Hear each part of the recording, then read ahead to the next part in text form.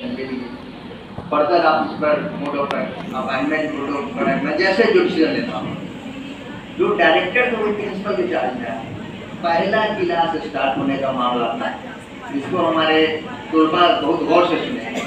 पहला class, first class कौन लेगा, इफ्तिताह कौन करेगा? आमतौर से होता है कि चीफ मिनिस्टर या हेल्थ मिनिस्टर इफ्तिताह करते हैं, लेकिन जो प्रिंसिपल थे वहाँ, उन्होंने PMCH के एक प्रोफेसर से पहला क्लास में पहला इफ्तिताह कराया।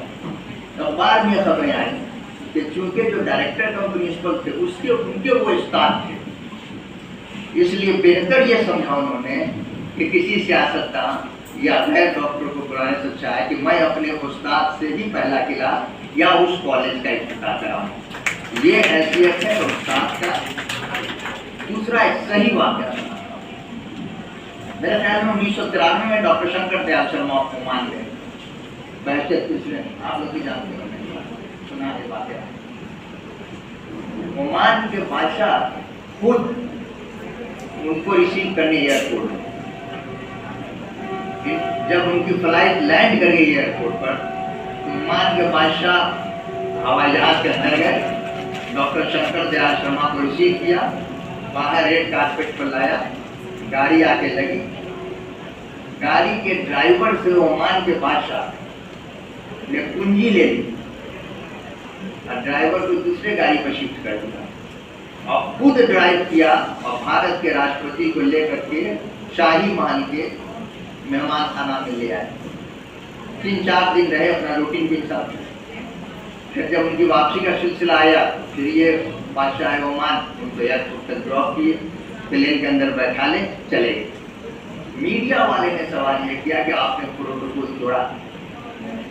आप बादशाह हैं, कोई भी किसी भी कंट्री का हेड आता है तो बादशाह रिसीव नहीं करता है, प्रोटोकॉल में जो फॉरेन मिनिस्टर हो या जो वो रिसीव करता है। मीडिया से उन्होंने सवाल किया कि और कोई सवाल करने आते मुझसे पूछ लीजिए। तो जो भी सवाल आते थे उसका कहा कि आपने प्रोटोकॉल तोड़ा, आपने कुछ गाड़ी ड्राइव की सड़कों पर, आपने उनको मेहमान खाना में रखा जो शाही मेहमान खाना है। सारी बात सुनने के बाद जो उन्होंने जवाब दिया वो यहाँ के तलबा और तालबात के लिए जिंदगी भर का एक लेसन हो सकता है। उन्होंने कहा कि मैं बादशाह हूँ, ये सच है, मैं यहाँ ओमान का बादशाह हूँ, लेकिन मेरी तालीम पुणे में हुई है और डॉक्टर शंकर दयाल शर्मा पुणे में प्रोफेसर थे, मैंने उनसे तालीम हासिल की है।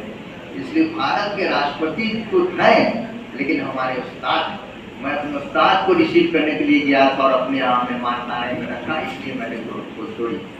ये उस्ताद का रुतबा है। और ये 2 वाक़या मैंने सिर्फ अपने उस्ताद के लिए नहीं, उस्ताद हैं, लेकिन असातिज़ा के लिए नहीं, लेकिन अपने बच्चों के लिए सुनाता हूँ कि उस्ताद की जिसने इज्जत की, जिंदगी की तमाम कामयाबियाँ उनके ऊपर।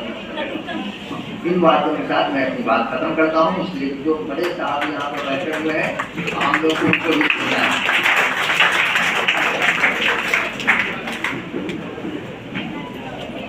बहुत बहुत शुक्रिया जनाब अशरफुल नबी साहब, आपने बहुत खुदमौत और मालूमाती बातें हमारे ऑडियंस को सुनाई। अब जनाब अशरफुल नबी फैसल साहब के बाद जिस अहम शख्सियत की बारी है उनके बारे में, क्योंकि डॉक्टर मुमताज़ अहमद खां के ज़माने से आप गुज़िश्ता 50 साल से मुसलसल लिख रहे हैं। आप उर्दू की एक ज़बरदस्त तहरीकी शख्सियत, लेकिन अपनी मसरूफियात और ज़ौक़ के एतबार से सहाफ़त से इनका गहरा और मजबूत रिश्ता है। डॉक्टर साहब बेहद संजीदा भी हैं और बड़े जज्बाती इंसान। इनकी तहरीरों और तकरीरों में इनके जज्बात की गर्मी और जोश व खरोश का रंग देखा जा सकता है। तनी उर्दू मुअल्ला की अदबी खिदमत डॉक्टर रेहान तनी की वो इल्मी व तहकीकी मकाला है जिस पर इन्हें पटना यूनिवर्सिटी की तरफ से बहुत कबल डॉक्टरेट की डिग्री मिल चुकी है। इनकी शख्सियत में हसरत मोहानी की झलक नजर आती है, जो बड़े बहादुर, निडर, सहाफ़ी, अजीम मुजाहिद आज़ादी और मुहिब वतन थे। अंग्रेजों की हुकूमत में रहकर उनके जुल्म व जबर के खिलाफ लिखते थे। हसरत जैसे सहाफ़ी और मुजाहिद आज़ादी व मुहिब वतन की खिदमत को मौजू बनाकर डॉक्टर रेहान तनी साहब ने बड़ा कारनामा अंजाम दिया है। ये काम इस एतबार से भी बहुत अहम है कि हमारी नई नस्ल को मालूम हो कि हमारे असलाफ ने मुल्क की आज़ादी, बाशिंदगाने वतन की भलाई और इल्म और अदब की तरक्की में क्या हिस्सा लिया था, और वो अपनी कोशिशों और और खिदमतों में कैसे मोहतरम आप तशरीफ ला रहे हैं। जनाब डॉक्टर हसनी साहब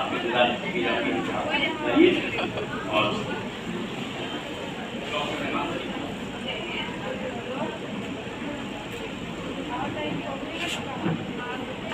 इस बावकार कॉलेज के बावकार फाइल सेक्रेटरी डॉक्टर जफर अहमद गनी साहब, सदर शोबे उर्दू प्रोफेसर महफूजुर रहमान साहब, इस बावकार कॉलेज के मोहतरम असातिज़ाए किराम, तलबा व तालिबात, मैं इस कॉलेज में पहले भी आ चुका हूँ किसी तकरीब में, और मैंने इस कॉलेज के पूरे अहाते को देखा है। और जब मैं इस कैंपस में आता हूँ तो बड़ी खुशी होती है। इसलिए भी खुशी होती है कि जफर अहमद गनी साहब और उनकी टीम इस दौर में, जबकि बड़े मुश्किल दौर से हम लोग गुजर रहे हैं, तालीम की एक ऐसी सीमा रोशन की है जहाँ से इल्म की रोशनी पूरे मुल्क में फैल रही है, वो पूरे नस्ल की आबियारी कर रहे हैं। ये बड़ा काम है। इसी कॉलेज के शोबे उर्दू ने एक बड़े अहम मौजू पर आज एक कौमी सेमिनार मुनक्कद किया है। इसलिए मैं सबसे पहले ज़िंदगी Islamia post graduate college Siwan के सेक्रेटरी डॉक्टर जफर अहमद गनी और कॉलेज इंतजामिया के अहदेदारों को मुबारकबाद देता हूँ कि उन्होंने वक्त के तकाजे को समझा और नई कौमी तालीमी पॉलिसी पर कॉलेज के शोबे उर्दू की तरफ से एक सेमिनार का एहतमाम किया। और शुक्रिया अदा करता हूँ कि मुझे भी इस बावकार सेमिनार का हिस्सा बनाया। मोहतरम ख़वातीन व हज़रात,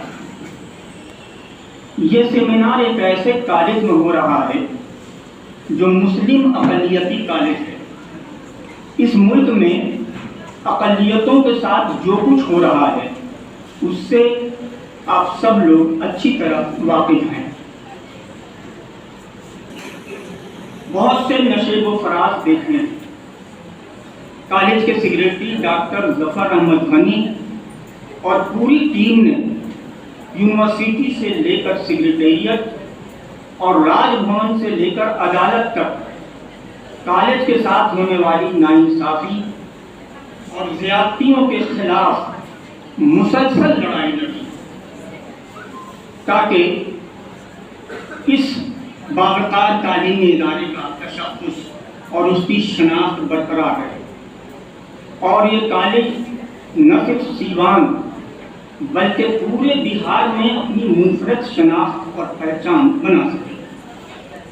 इसके लिए कॉलेज के फ़ाल सेक्रेटरी डॉक्टर जफर अहमद गनी और उनकी टीम ने पटना से लेकर दिल्ली तक दौड़ लगाई है। इसका मैं भी एक गवाह। इस वक्त मौका नहीं है कि इसकी तफसील बयान की जाए। बस इतना समझ लीजिए कि इस कॉलेज ने मौजूदा निज़ाम की वो सब ज़्यादतियाँ झेली हैं जो इस मुल्क में पूरी मुस्लिम अक़लियत यानी नई कौमी तालीमी पॉलिसी के नफाज के बाद झेलने वाली। आप तमाम अहल-ओ-राय हज़रात ने, दानिश्वर असातिज़ा हैं, अगर आपने कौमी तालीमी पॉलिसी नई जो 2020 में आई, उसका मसौदा आया, اگر آپ نے مطالعہ کیا ہوگا تو آپ نے محسوس کیا ہوگا کہ اس تعلیمی پالیسی کے پلیٹ فارم سے کے تحت اس ملک کے تعلیمی نظام کو کہاں لے جایا جا رہا.